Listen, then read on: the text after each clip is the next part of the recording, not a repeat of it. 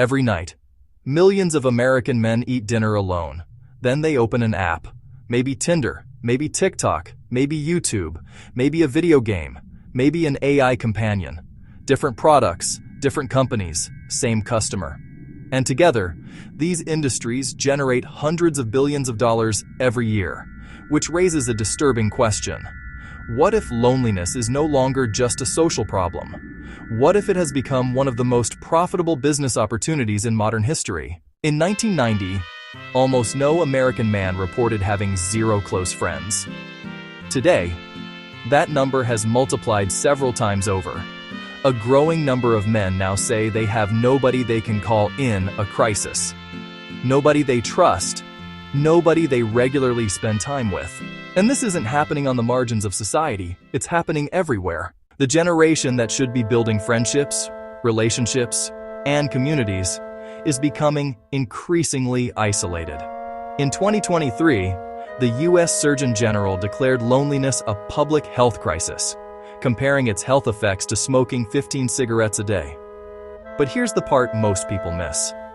Loneliness isn't just growing, it's becoming valuable. 50 years ago, most men didn't need to actively search for community. Community found them. Churches, bowling leagues, union halls, neighborhood bars, local clubs. Friendships formed automatically. Not because people were more social, but because the system was designed to bring people together.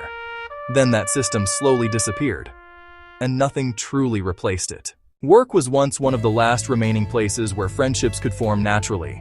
Lunch breaks, commutes, office conversations, after-work drinks. But today, millions of workers spend entire days interacting through screens.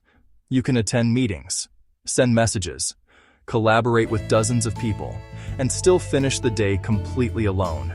For many men, work was the final social safety net. Now even that is weakening. Sociologists call them third places. The places that exist between home and work. Places where friendships happen by accident. The gym, the barbershop, the local cafe, the sports club, the neighborhood bar. Historically, these spaces acted as friendship factories.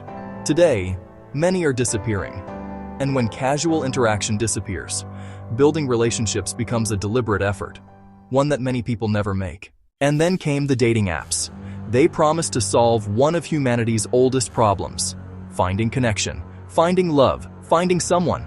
And for some people, they absolutely work. But there's a business tension hidden beneath the surface. The customer who finds a lifelong partner quickly usually leaves. The customer who keeps searching, keeps returning, keeps swiping, keeps subscribing, keeps paying. This doesn't mean dating companies want people to stay lonely, but it does mean the incentives are more complicated than they first appear. Because dating apps don't sell relationships. They sell access, visibility, possibility, hope. And hope is one of the most powerful products ever created. Then, something even stranger happened. Technology stopped helping people find relationships and started simulating them. AI companions, virtual girlfriends, digital friends, always available, always responsive, never busy, never judgmental, never rejecting. For most of human history, companionship came from people. Now it can come from software.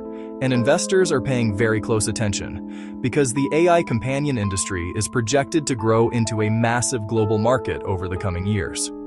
What started as science fiction is quietly becoming an industry. At the same time, another business model was expanding: the attention economy. Because loneliness creates attention. Attention creates engagement. Engagement creates revenue. Research consistently finds that lonely individuals often spend more time online, more time scrolling, more time consuming content, more time searching for connection. And every additional minute has value. Not emotional value, economic value. Even gaming evolved. What began as entertainment became something larger. Digital communities, shared identities, friend groups, entire social lives. The gaming industry isn't only selling gameplay, it's selling belonging, because belonging is one of the most valuable human needs. The same thing happened with content creators. Millions of viewers know their favorite creators' voices, their opinions, their personalities, their routines. Yet those creators have never met them. Psychologists call these parasocial relationships, one-sided bonds that feel surprisingly real. And for people experiencing isolation, they can provide something that feels very close to friendship. This is the loop. Loneliness creates demand. Technology supplies comfort. Comfort reduces discomfort temporarily. But temporary comfort is not the same as connection. And so the cycle repeats, again and again, each time generating more engagement, more subscriptions, more revenue. To be clear, most companies did not create the loneliness crisis, but businesses naturally move toward problems that millions of people experience. And loneliness may be one of the largest problems modern society has produced. Where problems exist, markets emerge, products emerge, subscriptions emerge, entire industries emerge. The loneliest generation in modern history may also become one of the most valuable customer segments ever created. Not because companies caused loneliness, but because companies learned how to monetize its consequences. The search for connection, the need for belonging, the desire to be understood. And perhaps that's the real story. Human connection is slowly becoming something we consume, instead of something we build.